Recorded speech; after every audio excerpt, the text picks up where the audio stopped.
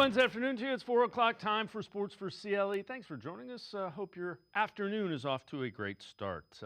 Wide receiver Deontay Johnson signed with the Browns in the offseason.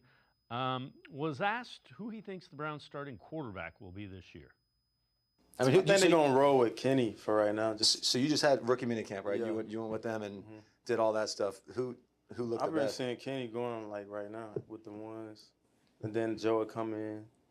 I think they're probably going to roll with him just like to see, like, just coming off the season he was with Philly. Right. And having a Super Bowl. So I think they're going to stick with him through preseason. And then, they can live with what Joe brings to the table.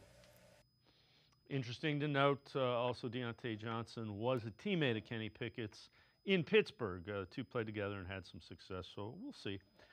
T.J. Houshmandzadeh, former NFL wide receiver with the Bengals, his perception of the Browns' four-way quarterback competition. There's not enough reps in a practice. It's crazy. Like, if they were, to me, I wish two guys would get the majority of the reps one day. Then two guys get the majority of the, like, I don't know how this is a fair comment, because I was told from somebody that's in the building that ain't a player, it's really coming down to Kenny Pickett or Dylan Gabriel. That's what I was told. But now when you get the reports that Shadur's completed 7 out of 9 passes, like, is it against the starters? Or is it threes and the fours, the guys that's going to get released? So it seems impressive when you see the graphic. But is it really impressive if it's not against the starters or guys that's going to be on the team? You don't know how they dividing up the reps. Two things. No, it wasn't against the starters, and they were in gym shorts. It was gym class, so that doesn't matter. The reps will be managed early in training camp and the joint practices, and they'll figure it out. Darren Waller, same show, former NFL tight end, just with a receivers or ball catchers perspective of working with 4 different quarterbacks. I look at, like, say, a relationship I had with Derek Carr, and we had a long, productive relationship, and it's like the time it takes to get, like, each and every route to where, like, he's thinking what you're thinking, and he's placing the ball where you are, and you're getting your head around at a certain timing. Like, to do that with one person and get that down is enough work. To think you're going to get that down with 4 different dudes over the course of a camp sounds insane and just sounds like stressful. Like, I don't even know. You might end up in a game with somebody like, man, I ain't even caught a ball from this dude. Like, that's why I think DeAndre Hopkins, what he was doing in Houston when he had, like, Tom Savage and Sage Rosenfeld, no offense to them dudes, but it's like it's the rotation of so many different guys, and he's still going out there doing what he's doing. That's insane to me. But I don't know. Maybe if you're a Browns coach, you got to look at certain days where it's like, all right, Shador going to get the bulk of ones today. The next day, Flacco might get more of the ones, and Gabriel might get more of the ones the next day. They got to have some sort of structure to where, at least for one day, Judy and those guys can get acquainted with. And it will be with 1 or 2 of the quarterbacks. I would expect that. Keep in mind, Browns won games with 5 different quarterbacks 2 years ago. So keep that in mind as well. All right, let's turn our attention. We'll talk plenty about the Browns in a little bit. Let's turn our attention to the Guardians. Opened up a 3-game series at home against the Blue Jays. It was Eric Lauer for the Blue Jays and Logan Allen, the starting pitcher for the Guardians. First inning, former Indian Ernie Clement down the left field line. It's an RBI double and a quick 1-0 lead for the Blue Jays. Blue Jays were not done in the first, though. Alejandro Kirk, opposite field, an RBI single to make it 2-0 Blue Jays with the lead. Stayed 2-0 until the 4th inning. And this one is out into right field, and this is not good. That's Jonathan Rodriguez. That would be an error. Then he drops it again. Springer scores on the plate, 3-0. The Blue Jays take the lead. Carlos Santana at the plate, 6th inning, still 3-0. Toronto with the lead. Lauer leaves one out over the plate, and Santana takes it to the seats in left field to make it 4-1 at that point in time. Lane Thomas up in the 7th. A couple of men on. That one's gone deep to left field. 6-4 the score after the 3-run homer. But in the 8th inning, bases loaded, and this one is not coming back. A grand slam for George Springer, and the Blue Jays end up defeating the Guardians. 10-6 is the final. Stephen Vogt talked about the loss. Yeah, we don't quit. We don't quit. Great to see Lane and Manzo and Carlos, drive one out of the ballpark. Jonesy with a great swing off the bench. There's a lot of highlights from tonight. Just unfortunately, they scored a lot more runs than we did. How important is it for you going forward for Lane to have a night like you did? Yeah, it's huge. I mean, anytime our guys are getting multiple hits, they're hitting multiple balls hard, they're getting working walks. It was great. I thought we came out sluggish tonight. I thought it looked like we had a West Coast trip, and we just didn't look like ourselves today. It was hot. Those are all excuses. We need to be better. But we just didn't look like ourselves all night tonight. Well, they did score 6 runs. That's good news. Bad news is they gave up 10, and the starting pitching and bullpen had been good, so they unable to do it yesterday. Same 2 teams today. Blue Jays are activating Max Scherzer off the 60-day injured list. He'll make his first start since March, and he will be going up against Gavin Williams, who's pitched pretty well last couple times out. Guardians try to eve the series at a game apiece. On to the Cavaliers. First round of the NBA draft is tonight. ESPN's national NBA analyst Brian Windhorst on if the Cavs are exploring trade options. Do I expect that you could hear that the Cavs had inquired about other significant players? Yes, I think you could hear that because, as I said, it is incumbent on their position. Sure. If you only got one trip to the grocery store, and for the next few months, you're going to look at buying stuff in bulk, right? Yeah. So if the Cavs are not in position to do a significant deal, and they want to investigate all possible significant deals. So, but to use the word swing, that implies that they're, trying to make a trade. I just think that they're looking at options and to make sure that they've looked at all their options before they enter this new realm. Now, the new realm that he's speaking of, second apron, new league year starts July 1st. Cavs would have to do any of their maneuvering before that in order not to be restricted by what entering the second apron would do to them. It's relative to moves, money, and all kinds of things. Cavs are up against it. We're going to step aside, take a quick timeout. Jake Burns from BrownsFilmBreakdown.com is up first. Sports4CLE, will be right back. Stay with us. The Ohio Lottery Partners in Education program is dedicated to recognizing exceptional students, teachers, and schools throughout Ohio. Scan the QR code on screen to nominate students and teachers as Academic All-Stars and Teachers of the Month. They must be currently enrolled or teach in grades K through 12. Is your K through 12 school developing students' literacy skills to achieve success in reading? If so, you can nominate your school for the School of the Year. Students can win $100, teachers can win $500, and schools can win $2,500. Scan the QR code, fill out the forms, and nominate deserving students, teachers, and schools today. The Ohio Lottery Partners in Education program takes pride in honoring exceptional students, teachers, and schools across Ohio. Submit your nomination today. It's fun, fast, and free.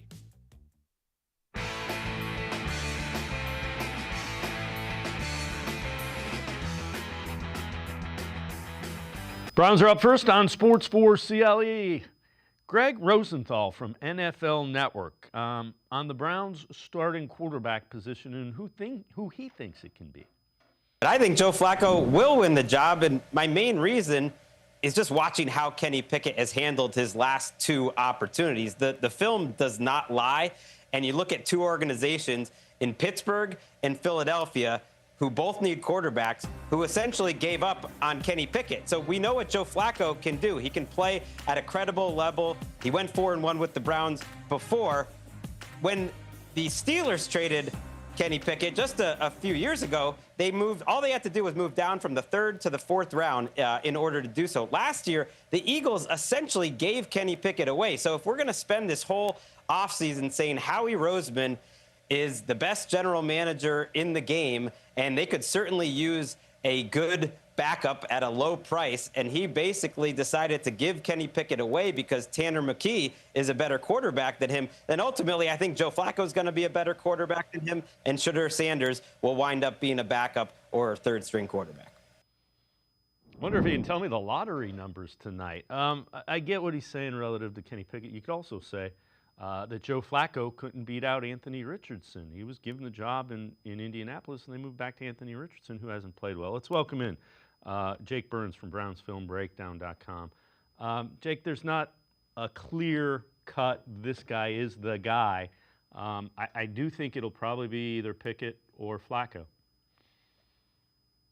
Yeah, I have a hard time envisioning that you're going to start one of these rookies right out the gate. I think that based on the history of Joe, him making it 17 games feels pretty rare.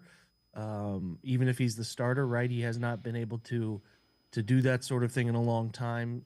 And sometimes it's not self-inflicted. It's just the play either sort of tapers out, it goes on a hot streak, and then things kind of maybe go cold. And that forces the hand to maybe, like you had mentioned there with Anthony Richardson, we're going to put him back in. I just think the days of Joe Flacco playing 17 games and doing so at a above average to high level feel like a sort of bit of the past there. So it's not that I don't think that he can. It's just that it's like the recent data tells us that's not something that's going to happen. So, Pickett, I've felt relatively comfortable in saying I don't believe in the decision they made to bring him in, other than if it's a timeline-based thing and you really wanted some sort of a quarterback who had a starting presence, and we didn't know if we were going to get to Flacco. Maybe he wasn't going to sign. Maybe there was a thought he might retire. So you made that move to have some veteran presence, or at least a guy who has started some games in the NFL before the draft, but then obviously you get a green light from Flacco. So it's a little hard without being inside the walls of Berea to know the decision-making timeline on some of that stuff. But to the point Greg was just making in that clip, like, I don't really envision Kenny Pickett being the answer here. But I also think there is a desire to play a veteran of some capacity. So he's going to get a chance to compete with Flacco to start the year. And as we know, those first 6 games on the schedule are pretty daunting. So is there a world where one of those two rookies between Gabriel and Sanders has a lights out training camp and, really solves things in a very serious way? Yeah. I mean, like that's happened in the history of the league, right? You don't have to look too far back in the history of things to figure out that there have been some 3rd round guys that have figured it out. And even Brock Purdy, as a 7th round Mr. Irrelevant, found some success by the end of his rookie season to give himself a chance to start, right? So it's not impossible, but like to start the year, I know that's what most people are concerned about.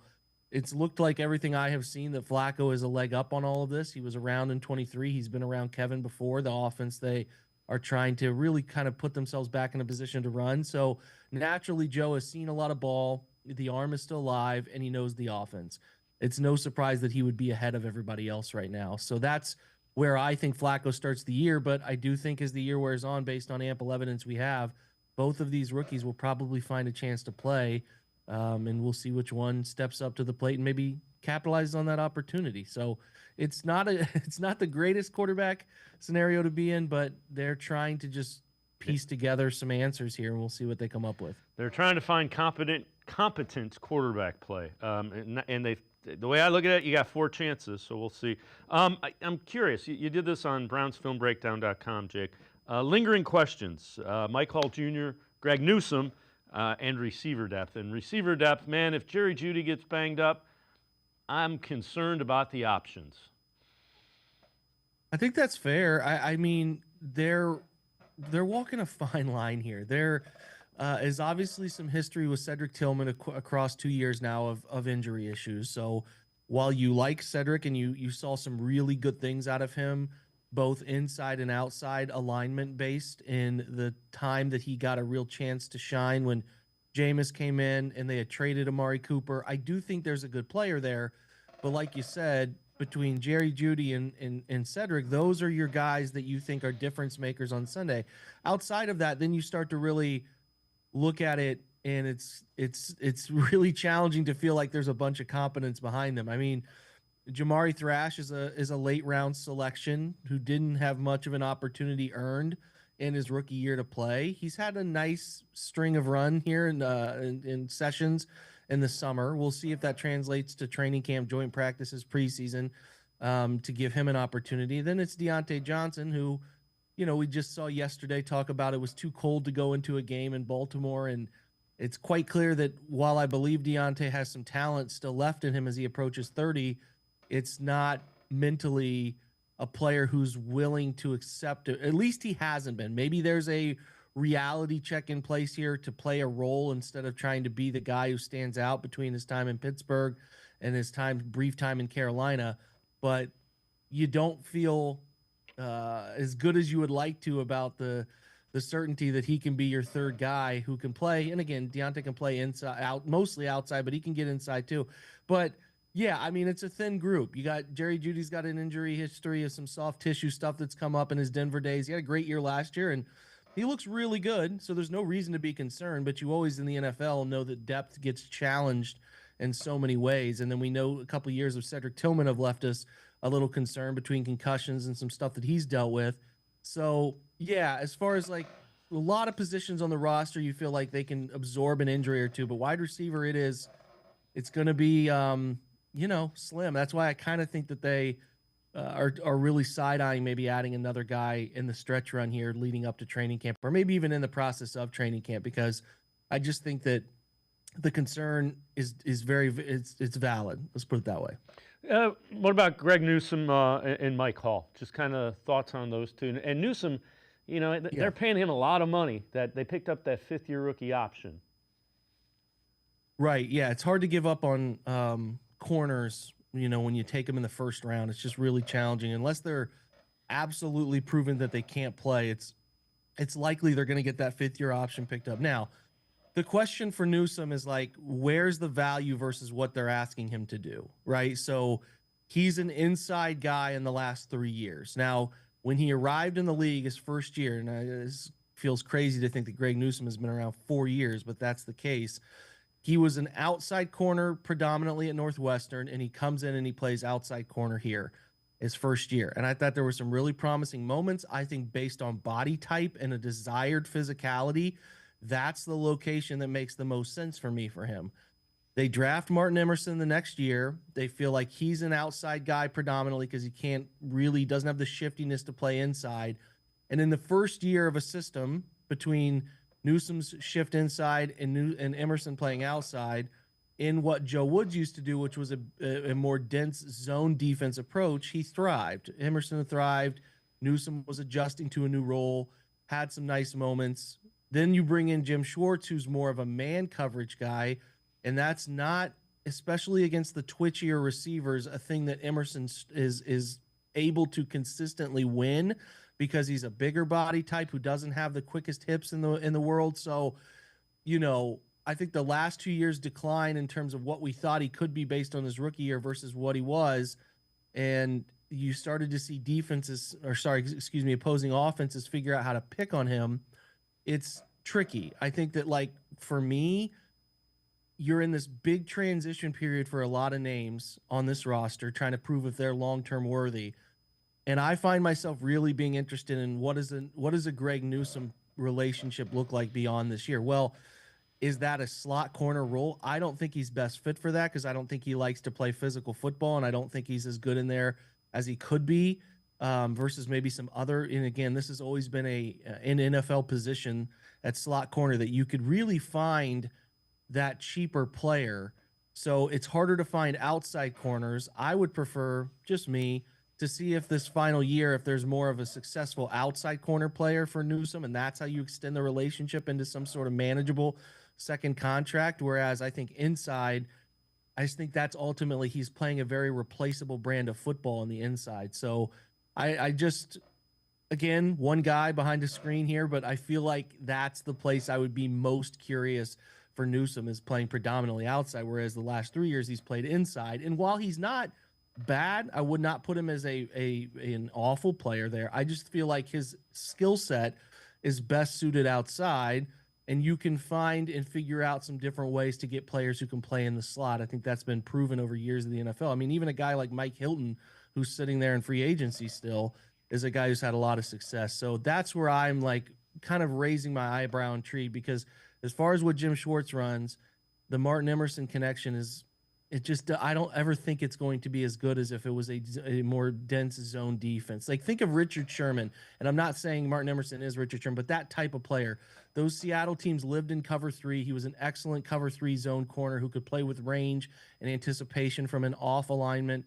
That's more of what Emerson's good at. He can match bigger body receivers with that sort of stuff. But when offenses figure out how to get him aligned where they want to get him aligned, and they put those twitchy or quick hips wide receiver types against him. Think of like what happened against Malik Neighbors last year.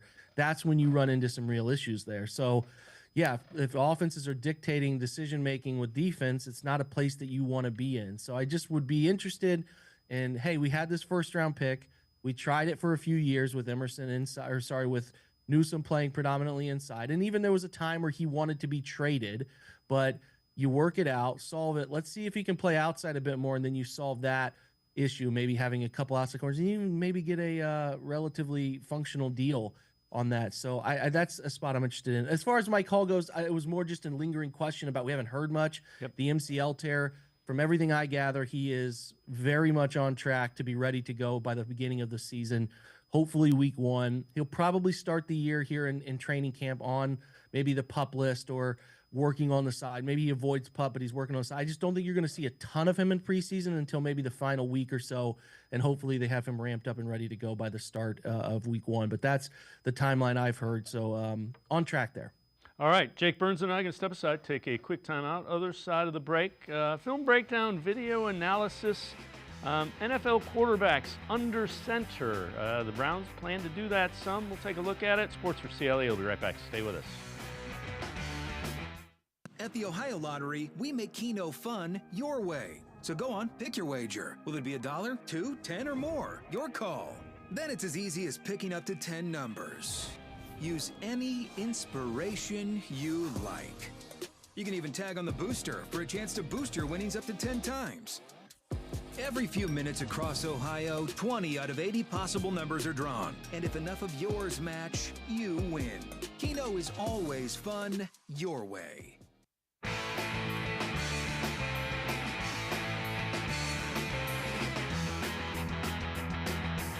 We continue talking Browns with Jake Burns from BrownsFilmBreakdown.com. Jake, we're going to do a film breakdown of this in a minute that you did for BrownsFilmBreakdown.com. What's the upside? Why do teams play under center? Why are teams getting away from playing under center relative to the quarterback? Yeah. I mean, if you followed football long enough, under center passing game is just it's a way of the past. I think it's, again, if you have followed the game for a long time, you know that there was a very big era that creeped into the 2000s where it was, hey, we don't throw from the shotgun. We don't do anything from the shotgun, right? That's not a thing that you watched Friday Night Football across the country. It was rare. And then it started to make its way into the mainstream. Coaches started to figure out the advantages of being in the gun and putting defenders in uncomfortable positions and making them, you got these kids who come up through the ranks and by the time they reach high school, they're not comfortable defending the pass as they are playing forward, playing the run. So it's become a bigger thing over time. Obviously trickles into the college game, and it's grown and it's manifested more layers to it. And it's worked its way to the world where, most teams, when throwing the football, live in gun, right? Or most teams in the college world and high school world live in a situation where they're almost entirely operating out of the gun. They don't really even, some teams don't even put their hands under the center to take a kneel down at the end of games. So that's becoming more popular, and it's the total inverse of maybe 25 years ago where you're like facing triple option teams or midline run teams every week who are doing this under center, 3 backs in the backfield stuff. Like, that's the world I came from in high school, but that's just rare. Now it's the flip side where we would run into a shotgun team back in those days and it would be like, all right, this is different. How do we prepare? It's the inverse now. So it's funny, the NFL, as far as 10 years ago, had a north of 1,000 snaps from under center in a straight drop back pass. Very popular NFL structure for a long time. Even into the 2010s, you would see teams get under center. And what I'm talking about is not play action, not exposing the football to the running back and then curling up in the pocket, setting up. And I'm not talking about, quick screens or anything of that nature. I'm talking about no play action, under center, straight drop back passing. It has just been something that and you would say, well, why is the NFL going away from it if there are advantages to it? Well, think about it. Kids aren't doing it in college or high school. So asking them to do it in the NFL is a risky operation, right? And you don't see, so you just see a desire to do it fading.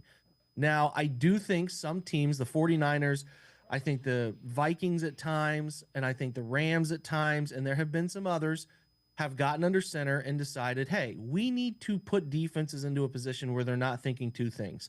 If every time you're under center, you're either running the football or running play action, you get coded to have a reaction set up from the defense, right? Linebackers know how to play it with tempo this way, that way. They know how to punch out and play. Hey, we read run for 2 steps as play action, punch out. We're going to play what's called like that robot technique where you're literally turning your back and running underneath and breaking routes, various other things. There's some specific stuff there that if you're interested, we have it at our website. But what I'm getting at is if you're programmed to do these two things, they're running or they're running play action. And when they run play action, we know there's only these routes they can run. And pretty much in the secondary, your thought is I'm either slow playing the run because I either have a late fit or I'm in a contained position, right? Or I'm playing play action pass, which is downfield developing routes because obviously you're not going to run short routes very often from one side, like a hitch, for example, if it's a long developing play action. So long-winded, but what teams are trying to do and have started to see a little bit of a turn is, hey, let's get under center in 5-step, 3-step, or even 7-step drop to make defenses have to honor that we could throw quick from under center, right? We could throw a 5-step speed out or comeback or whatever. Like what you're trying to do in the NFL these days is make defenses think as much as you possibly can. And if you're just doing these two very specific things under center, well, they eliminate that idea that DBs and linebackers need to be prepared for quick throw from under center. And let's change that. Let's be able to straight drop. Let's be able to run normal shotgun related stuff. Because if you're in the gun, you're 5 yards back, right? So if you're in the gun, a 3-step drop probably puts you in a similar place to what maybe a 7-step drop puts you from under center. Or if you're under center, a 5-step drop probably puts you right at about the same spot that what we used to call just a punch rock or rocker step stuff puts you in the position. So what you want to do is challenge teams, as you see here, a 7-step drop, is, hey, man, we're going to do different things and challenge you to be in these certain spots. You're going to cheat one way for the run. We're going to try to throw it deep. Like the Browns started doing this, as you see in front of you, randomly back in 2023 in this Ravens game. They had Watson drop back 7 steps from under center and tried to push it vertically. And they had some opportunities. They just didn't connect on any of them. But I was like, all right, this is interesting. This is an uptick. This is just something I've never really seen them do. There's an example of quick throw from under center. So you have to have a quarterback get used to it, and then you have to be able, and like some of these are Flacco, as you'll see in the 23 reps, and then there's some examples from Jameis Winston last year too, guys who have done it, but you can get horizontal and vertical stretches in a way that teams just aren't normally prepared for the way they would be in the gun. Hey, if they're in the gun and it's 1st and 10 or 2nd and 5, we know they like to throw quick game, right? Speed outs, hitches, settle routes over the middle, all in that 0 to 5 yard spacing, right?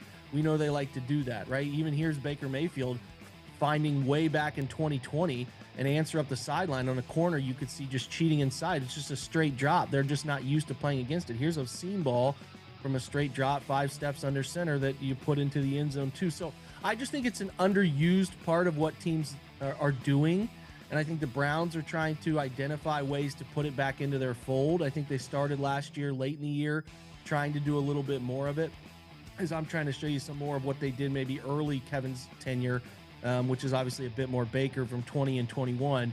But, you know, again, Watson here, it's just simple stuff where you're trying to put defenses who are saying, hey, we're going to play run because they're under center. But if we know if they go play action that we can get out of it and find an answer. And here's some Jameis Winston from just last year, right? Let's get under center, let's 7-step drop, and let's get those lateral stretches that open up some spots to find some cheap and easy yards. Offenses are trying to hunt as many times as they can for cheap and easy yards. And when you're in run looks, right, and we actually don't even give a fake, we're just dropping 1, 2, 3, 4, 5, getting the ball out on time. It just catches corners, safeties, linebackers a little off balance. And I think you can find some easy yards there. So I don't think, listen, the Browns aren't going to have 100 of these in a season. Like there was only like 350 across the league last year.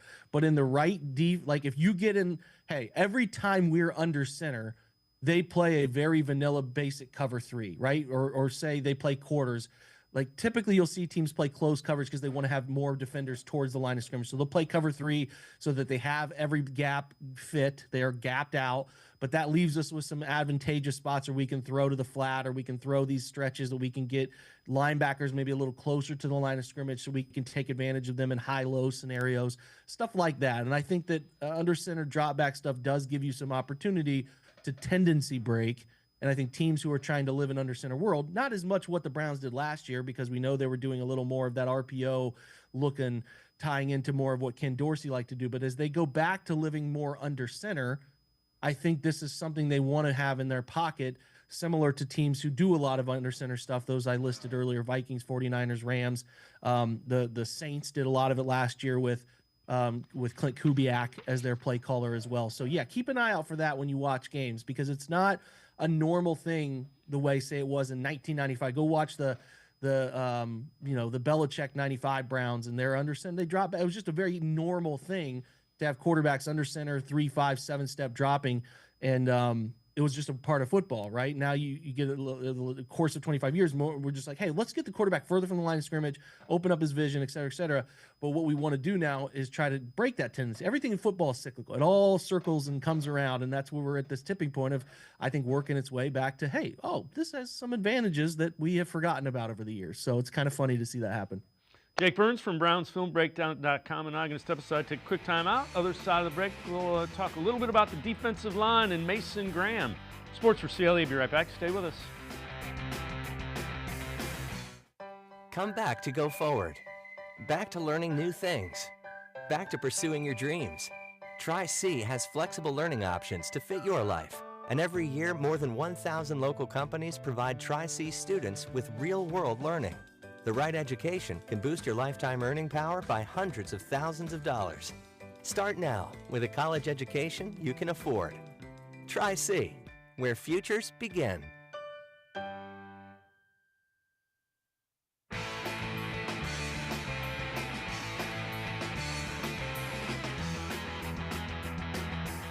We continue talking Browns with Jake Burns from BrownsFilmBreakdown.com. Jake, you did a thing with Mason Graham. We're going to roll some of this. Take us through what you see when you look at Mason Graham.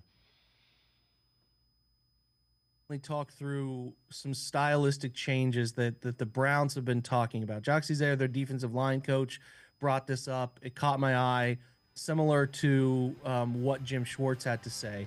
So what you're seeing in college is what is known, what they like to do. Now, he went from a very good defensive coordinator in Jesse Minter, who then went to the Chargers and has done well.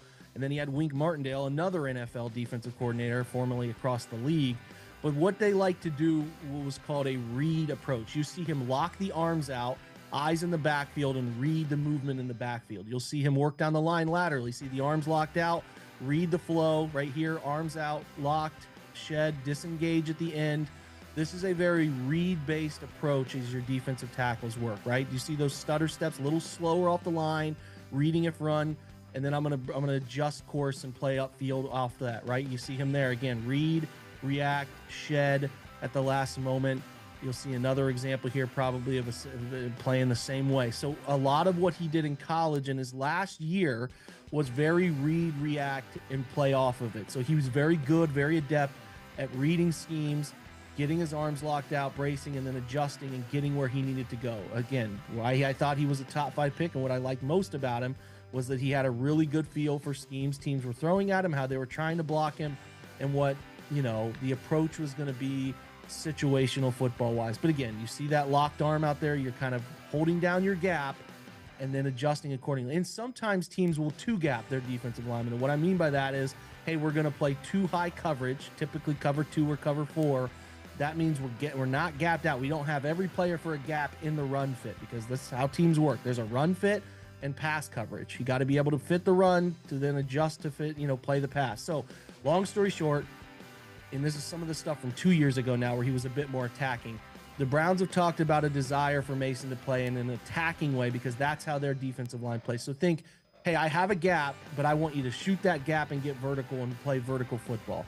Don't think about reading. Just think about pursue upfield and make plays in the backfield. You'll hear Jason Tarver, the linebacker coach, talk about this all the time. The defensive line is creating chaos. Their general theory is on the way to the quarterback, play the run, create vertical chaos, and then from that vertical chaos, we will clean it up. This clean it up phrase is something Tarver and the linebackers talk about all the time. So what he's doing, Mason Graham is doing, is going from a read approach in college, which I think is a very hard thing to do. That's a very tough ask, right? Because you got to get up under the chest plate of offensive linemen, lock them up, and then shed them to make a play. It's difficult to have your eyes in the backfield while dealing with a 300-pound player right in front of you, trying to read where the football is going. So long story short, the adjustment for Mason is going from a read approach to one that doesn't ask him to do that and just asks him to create vertical chaos.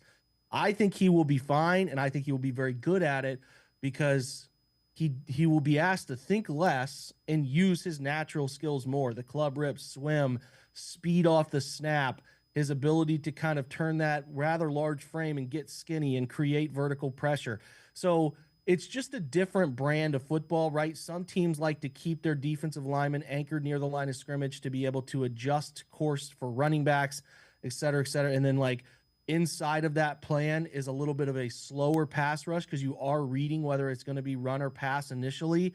So in the course of reading run or pass, you're going to be a little slower vertical to get after the quarterback, but we want to make sure we're gap sound and taking care of everything up front, and then we'll get after the quarterback. Whereas Jim Schwartz, who likes to play press man, who likes to create chaos for the quarterback right off the snap, we want our defensive tackles upfield and creating pressure as quick as we can. And you can see the vision. They know they have an edge threat nonstop in Miles, right? They're trying to get another one they feel really consistently good about, but between Wright, McGuire, and Okoronkwo, they feel like they have a three-headed monster there that can do some things off of him. But if we can get Mike Hall, who's a snap count menace who can get vertical, create pass rush immediately. They signed Malik Collins, who I thought was one of the better defensive pass rushing interior players in the free agency class. And then obviously they draft Mason Graham. They feel like, hey, we can create pressure through the middle. We want to create that because the defensive tackle is the closest player to the quarterback. And we think if we can create that with Miles' ability to turn the corner, and if you're going to force quarterbacks to drift, big number 95 is going to be waiting for you there, right? So that's their theory. And also, they want to turn pass protection away from Miles more often, right? We don't want two people on Miles 70% of the time. Can we reduce that to 50%, 40%? Because teams are worried about our interior pass rushers. Hey, Malik Collins is in and Mason Graham. Those are four hands players. What I mean by that is we can't just have him one-on-one. If we leave Mason Graham one-on-one, that's a tough situation. We need four hands on him. And if you're turning pass protection toward Mason Graham so that the center can help out with the guard on Graham, that usually leads to more islands for the other players around. And that's what they're trying to do, is have so many good players rotating in up front that it just makes pass protection less dictatable, probably the right word, so that you can get Miles into more advantageous situations where either quarterbacks are drifting because there's so much interior push and pressure, or Miles is bending that corner and pushing him up into the interior chaos. So that's the goal. It's a little different approach for Mason than what he's done, but I also think it's one that's much more it's much easier to learn than going from attack to read. If you didn't read in college, I think that would be a different ask. All right. There's a world where Jim Schwartz maybe isn't here forever, and they have to get him back into doing a little more of that because they get a different philosophical approach. That's what I like about Mason Graham, is he is a really complete player. And I am very interested when they turn off the ridiculously challenging portions of the position and let him play fast and let him play instinctual. That's where I think that there's a whole level of production that I think can even uptick from what you liked in college. So a reason I think they loved him, and a big reason why I'm very optimistic that he's going to be a nice football player in Cleveland. So, Jake, where can people find you? As always, great stuff. Tell us where you can find that content day in and day out. Yeah, brownsfilmbreakdown.com. We're a Substack, so we offer an app that goes straight to your phone with content delivered there, content delivered to your email inbox every day, just a pod, a newsletter every day, and we do film rooms as well and try to be unique in our coverage of the Browns. So good community growing of people who care about the Browns at a pretty passionate X's and O's level, like to talk about and think about them all the time, and welcome anybody into that circle. So, yeah, just brownsfilmbreakdown.com. Jake, as always, great stuff. Thanks so much for the time and the insight. Appreciate it. Thanks for having me, guys. Jake Burns, make sure you check him out. Really good stuff. It's brownsfilmbreakdown.com where you can find him. We're going to take a quick time out. We continue talking Browns. Damon Wolfe from Dawgs by Nature. Straight ahead. Stay with us. At the Ohio Lottery, we make Keno fun your way. So go on, pick your wager. Will it be $1, $2, $10, or more? Your call. Then it's as easy as picking up to 10 numbers. Use any inspiration you like. You can even tag on the booster for a chance to boost your winnings up to 10 times. Every few minutes across Ohio, 20 out of 80 possible numbers are drawn. And if enough of yours match, you win. Keno is always fun your way.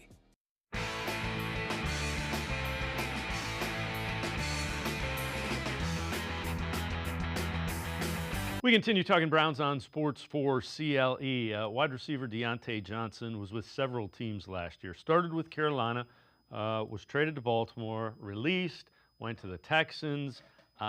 Things did not go well for Johnson. It was especially tough on his time with the Raiders. Here is Johnson from the Sports and Suits and Steven Garcia podcast. Baltimore, that was a tough situation for me. Like I love the players and stuff. Like I love the organization, but it just wasn't for me. Like just going in, like I checked out mentally when I got there. Yeah. I just like felt like it's a mental game. I wasn't getting used, like, you know what I'm saying? And I want to say like used as being selfish, like just feeling a part of a team. Yeah. I just checked out, and then told him that one game I told him I wasn't going in. Do you want to talk about that? We can. That's a pretty wild story. It's kind of it's kind of funny.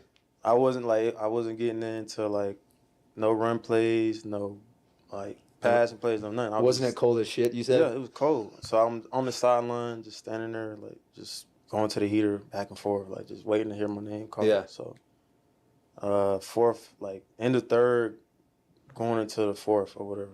They're like, Tay, we need you. I'm like, nah, I don't think it's to me. I don't think it's a good idea for me, like, cause like I was thinking about like my legs. I don't want to go out there and put bad stuff on film. Right.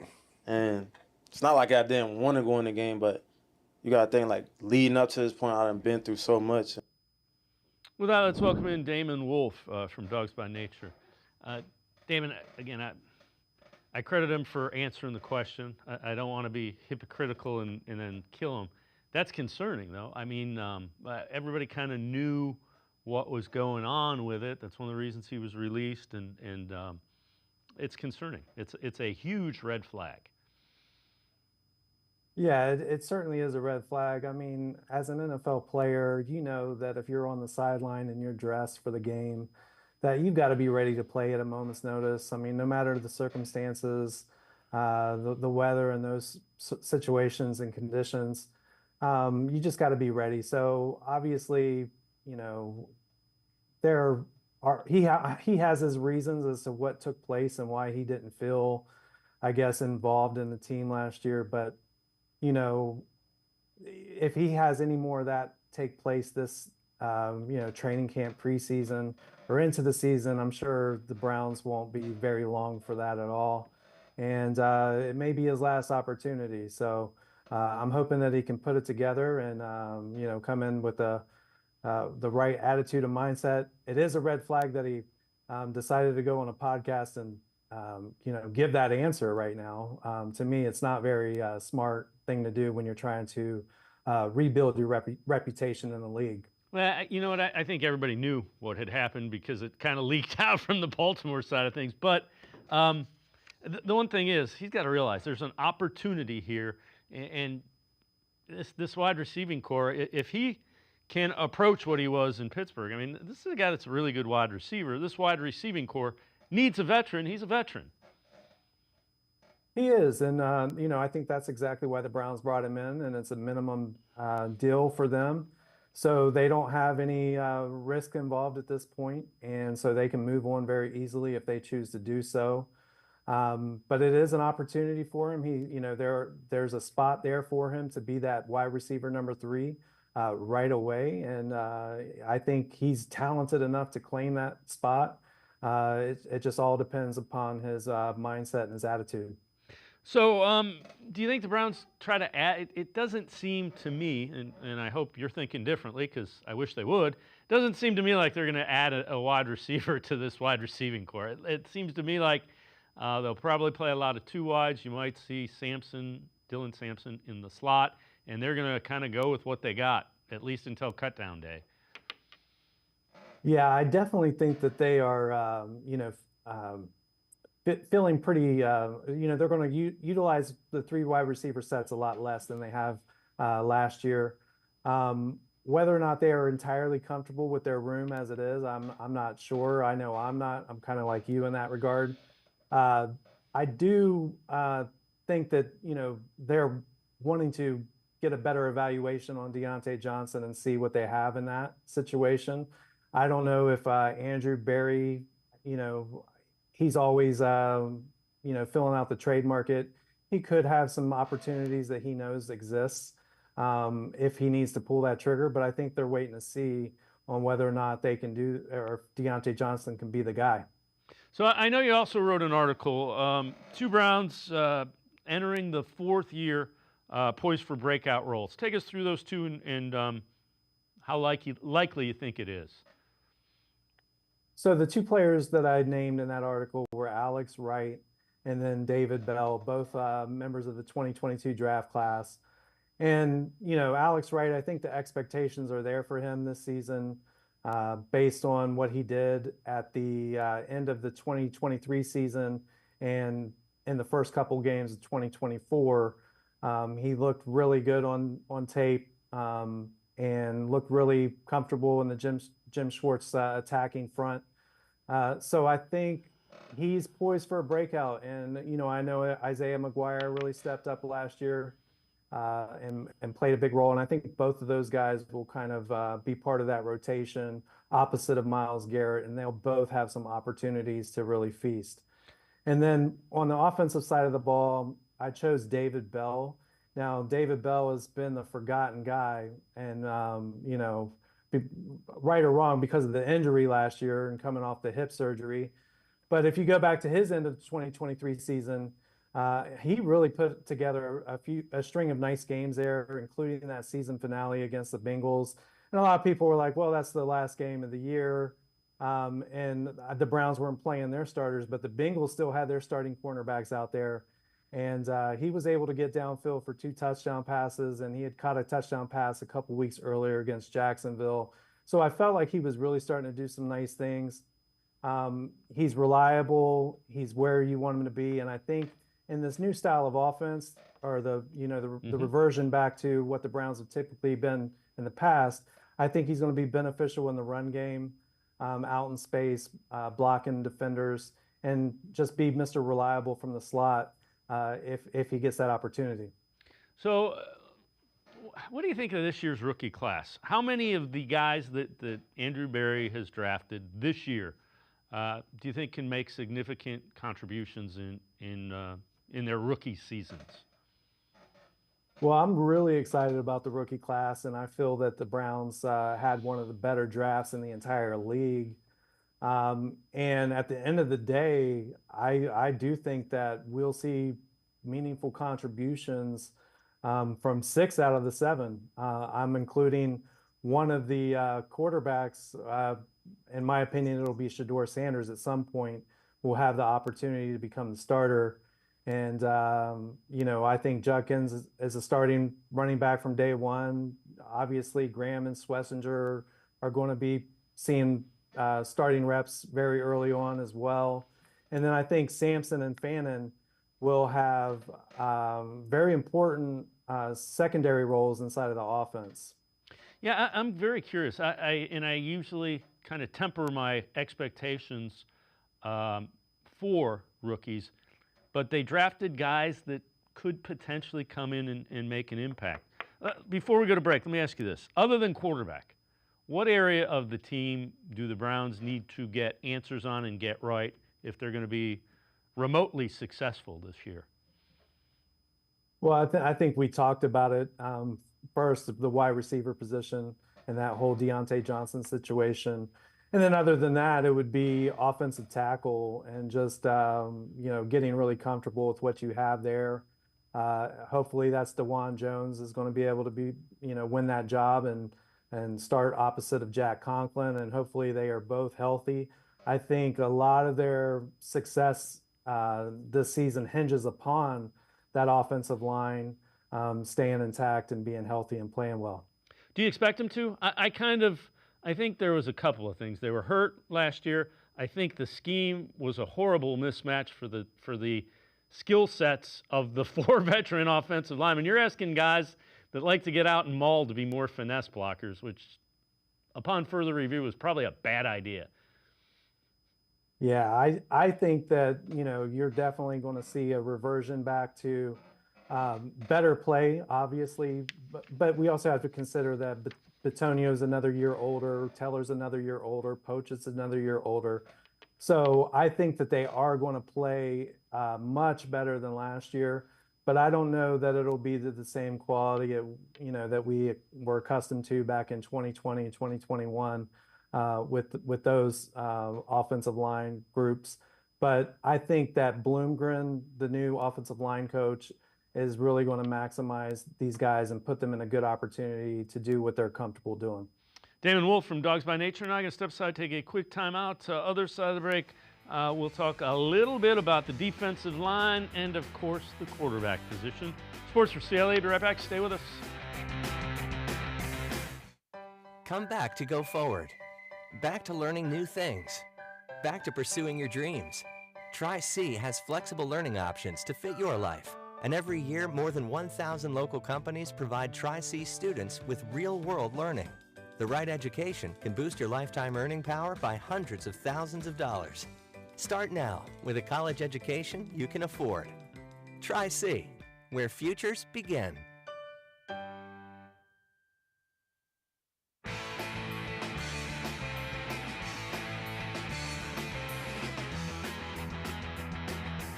We continue talking Browns with Damon Wolfe from Dawgs by Nature, Mike Florio, Pro Football Talk, on his thoughts about the Browns potentially keeping 4 quarterbacks on their roster. You got 4 guys. How are you gonna properly get 4 guys ready? How are you gonna get 4 guys ready for the season? And you got 2 of them that are rookies. They need their reps. So between Joe Flacco and Kenny Pickett, one of them needs to go before training camp opens. Now, that's how a normally functioning football team would operate. With the Browns, you can never account for that because it's like they try to come up with new ways to be dysfunctional. And the dysfunctional thing to do is take all 4 guys to camp. I saw Mary Kay Cabot's report from a week or so ago that the Browns may keep all 4 into the regular season and beyond the trade deadline. And that to me was, somebody's trying to get the folks out there who might be thinking about trying to trade for Pickett to realize you're not going to get him for peanuts. We're not going to cut him if we can't trade him. We'll take him to camp. We'll take him into the regular season. We'll take him past the trade deadline. And again, 25 years of doing this, I see that, and I think somebody from the Browns is trying to generate some trade leverage before they would try to move Kenny Pickett, unless they're going to do the dysfunctional thing and take 4 guys to camp. And then how are you going to get 4 guys ready for week 1? And before you can't burn 4 roster spots on a 53-man roster. On quarterbacks, you need those spots for other players. But again, as Juju Smith-Schuster once said, the Browns is the Browns. Damon, I can see a world where all 4 of these quarterbacks are there. Here's the other thing. I think you could get. Why is it that nobody drafted Shedeur Sanders? He fell to the 5th round. They didn't want him as a backup. Is kind of the bottom line is one worse the distraction is backup. If Shedeur Sanders isn't going to be a guy that figures in, you can probably get him to the practice squad. Because if you didn't pick him up and you didn't want to draft him, you're certainly not going to keep him in your building if you put him on the practice squad. Yeah, with the quarterback position right now, I'm in the camp of not ruling out anything at all. However, with that said, I do agree that keeping 4 for the regular season past final cutdowns is just probably something that isn't tenable. But I don't think it's out of the question. However, I think at the end of the day, one of the two veterans is going to go. At just what point that happens, we don't know. It'll probably be final cutdowns or towards the end of training camp. I think in the beginning of training camp, the argument there to get rid of one of them now, so that the rookies can get as many reps as possible. I agree with that, but also Joe Flacco right now doesn't need a lot of reps. The Browns know exactly what they have in him as quarterback. Flacco is comfortable running the offense, and I think a lack of reps for Flacco could help him, at his age, maintain his arm heading into the season. So, there are a lot of variables that here at play, and I know we're all trying to figure it out. But I could only imagine what the Cleveland media market and the fan base would be like right now if they were to cut one of the two veterans heading into training camp. Obviously, that you typically think that's a good sign for one of the rookie quarterbacks, and hopefully that one of these younger guys can come out on top. Like I said, with my evaluation, just based on the tape alone, I wasn't there during the draft process and the interviews and the meetings, but Shedeur Sanders to me is a starter in the league eventually, and I think that's sooner than later, as long as he does everything off the field and and in the meeting room and on the board and all that kind of stuff, and I think he'll be okay. I do want to see him with pads on. I'm curious to that, and same thing with Dylan Gabriel. I want to see him contact in pads against NFL speed. So that's. Other than that, I think both of them have been okay. What about the defensive line? How good do you think it can be? Who do you think could be an odd man out? So that's a good question, and the defensive line is one of the most fascinating things for me to watch and to see how it all shakes out. Just because of the depth. I mean, they've got real rich man problems on the defensive line right now. I would probably rank the defensive line as one of the top 2 to 3 in the league with what they have talent-wise at defensive tackle on the inside and then outside on the edge, of course, led by Myles Garrett. I think that there are some guys ready to step up as well, like Isaiah McGuire, if he can take another step. Alex Wright, we spoke about earlier. Joe Tryon-Shoyinka is a really interesting player, and I want to see how I think the Jim Schwartz wide 9 style of defense will really play well to his game, and he's looked good so far in camp. I kind of, odd man out. I'm kind of interested to see what happens with Ogbo Okoronkwo. Last year was a little bit of a down season. I know he's a good locker room guy, part of the roster, but I just feel like if the Browns were to get a decent offer for him, for probably a day 3 pick or something like that, they might be interested in pulling the trigger on something like that. Because they do have, guys like Cam Thomas, who I'm excited about as well. I want to see him on the field. Yeah, the other thing that I think people are overlooking, if you have a dominant defensive line, it makes everything on the defense a little bit better. Yeah, it's definitely their bread and butter. And I think that, Andrew Berry and the Browns, their philosophy is very wise on this. They are prioritizing depth across the defensive line because those players, your 4th and 5th players in those rotations will get more snaps than a 4th or 5th wide receiver would. And other skill positions, a 3rd tight end, for instance. So those are some of the things that we're kind of picking Andrew Berry apart on. But at the end of the day, defensive line is very important to keep those guys fresh. And then also you're always going to be faced with injuries. So I like where the Browns really sit there, and they're going to be the engine of the entire team. All right, before I let you go, 3 surprise veterans the Browns could cut before the season. You wrote an article about this. Take us through this pretty quickly. Harris, Hicks, Flacco, just your thoughts on them. Yeah, so basically these guys could be moved off of with minimal dead cap ramifications. And Harris obviously is a veteran. And Jordan Hicks is a veteran. And if some of the young guys step up, like we talked about before, I'm thinking specifically of guys like, Jawan Briggs shows that he's ready to take another step in year 2. Ralph Holley is a guy that, I think a lot of people forget about. The signing we made of him during the offseason, was the former sack leader in the CFL. I think he can show some stuff as well. So that could make Harris expendable. And then with Jordan Hicks, Mahmoud Diabate is back there, along with, of course, we drafted Schlesinger. Hicks is a good player. He just hasn't been able to stay healthy. So it'll be interesting to see how it all shakes out. But those are guys, and like I said, they're not necessarily expected moves, but I wouldn't be surprised at all if the Browns opted to go younger in those positions. And then with Joe Flacco, of course, we just spoke about. It's not something I expect. I really think that Joe is the in case of emergency quarterback in this situation. But if Kenny Pickett and the 2 rookies show that they're progressing well enough, I think that's a real possibility as well towards the end of camp. Damon Wolfe, as always, great stuff. Appreciate the time and the insight. Thanks very much, Damon. No problem, Dave. Anytime. Damon Wolfe, make sure you check him out. Dawgs by Nature is where you can find him. Always really insightful Browns coverage. That's going to do it for this edition of Sports for CLE. We'll see you back here tomorrow at 4 o'clock. Have a great night, everybody. See you tomorrow at 4 on Sports for CLE.